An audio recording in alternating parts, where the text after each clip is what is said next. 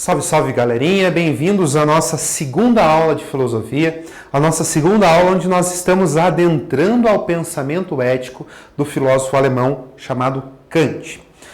Gente boa, eu sou o professor Alex e vou conduzir vocês nesse processo de reflexão.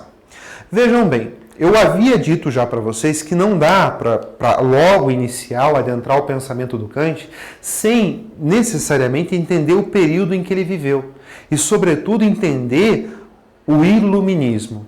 Ou seja, nós precisamos refletir um pouco mais sobre o pensamento iluminista, porque, do contrário, a ética do Kant ela fica muito solta, ela fica muito vaga. Mas quando você compreende o processo histórico pelo qual ele passou, as ideias e os conceitos começam a se encaixar melhor.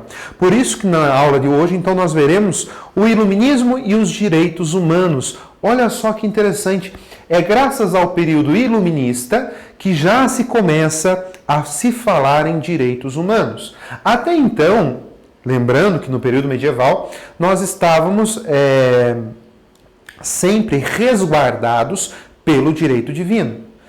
O direito divino, o fato de nós sermos filhos e filhas de Deus, nos dava a ideia de direito. Aqui no iluminismo já não. Há uma necessidade de se desassociar fortemente desse proveito religioso para que a gente possa adentrar numa racionalidade de um ser humano que agora consegue fazer as coisas por si só. Mas convém a gente refletir um pouco. O que foi o período medieval? Faça essa pergunta, reflita. É importante também tentar entender a diferença do teocentrismo e o antropocentrismo. Isso é uma dualidade que as pessoas se questionam até hoje. Eu devo ser teocêntrico ou antropocêntrico? A gente já falou, teocentrismo, Deus no centro e como resposta para tudo. Antropocêntrico, antropocentrismo é a pessoa que se vê como a maior representante de si mesma, aquela que faz o uso da sua própria razão. Eu devo usar a fé ou a razão? Devo seguir teologia ou filosofia? Devo seguir religião ou ciência? Repare que são perguntas simplórias até certo ponto, mas que vão exigir de nós uma capacidade reflexiva muito grande, uma capacidade de filosofar de forma muito intensa. Outra pergunta que a gente poderia fazer, será que eu preciso ficar com a fé ou com a razão, com a teologia, filosofia, com a religião, com a ciência? Não dá para a gente associar tudo isso? Será que não dá para usar as mesmas coisas? O período do iluminismo ele é legal por isso.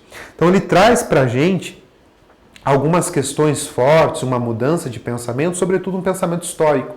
Se na Idade Média o fato de você mexer ou tentar estudar um corpo humano era pecado, o iluminismo já tem um avanço da ciência, da medicina. E ali você analisar um corpo, fazer de repente uma análise mais intensa de um cadáver, ela é um avanço científico, ela é ciência e não é mais vista como pecado. Gente, vamos lá então.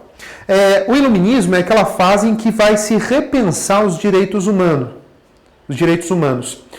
Para se repensar em direito humano, surge uma pergunta: o que é o ser humano? Então, nesse momento, somos filhos de Deus? Nesse momento, essa pergunta se somos filhos de Deus, ela não vai entrar mais. No iluminismo, começa a se questionar o que é o ser humano.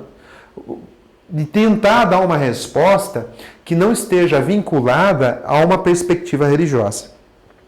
Ou seja, quando se começa a fazer essa pergunta do que é o ser humano, para se repensar os direitos humanos, surge uma nova compreensão de relação social. Surge um novo entendimento do que é a organização social e de como nós vamos nos interagir e vamos nos ligar na sociedade. Começa a se repensar as punições, as torturas, as penas de morte, elas passam a perder muito espaço. Basta a gente lembrar, por exemplo, a Inquisição na Idade Média. A Inquisição é um movimento, é um tribunal que julga as ações das pessoas e condena aquelas que se desvirtuam do caminho cristão.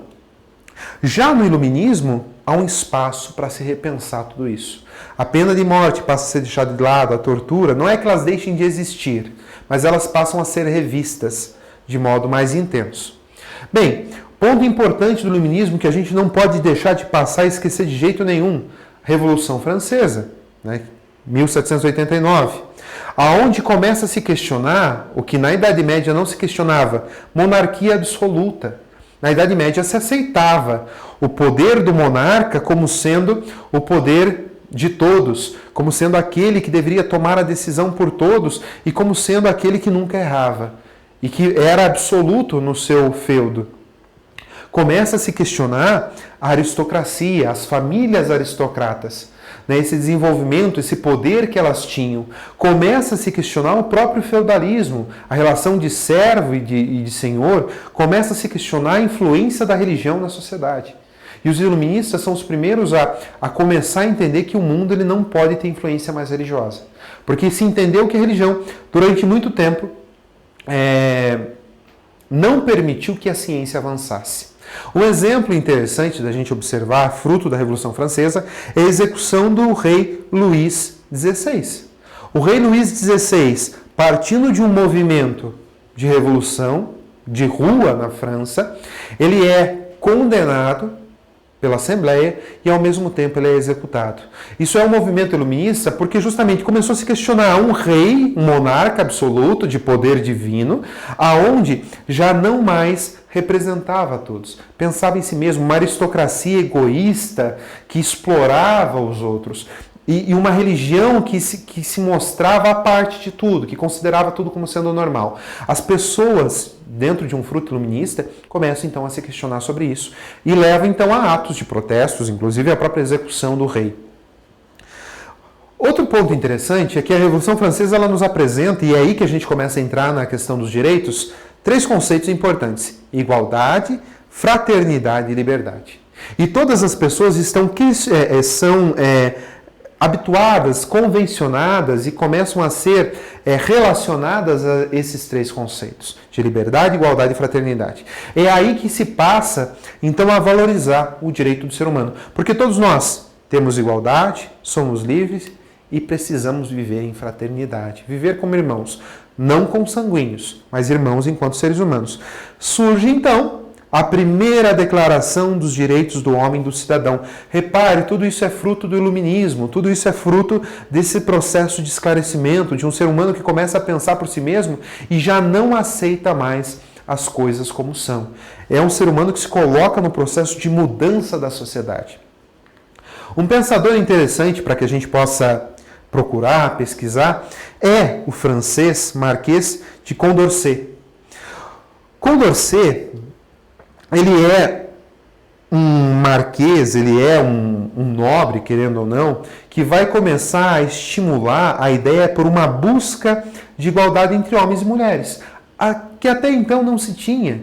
Isso aí já começa lá na Grécia, quando, por exemplo, em Atenas, as mulheres elas não podiam participar da política. Elas simplesmente eram donas de casa, cuidavam dos filhos. Quem participava da vida política na Grécia eram os homens, os atenienses, adultos.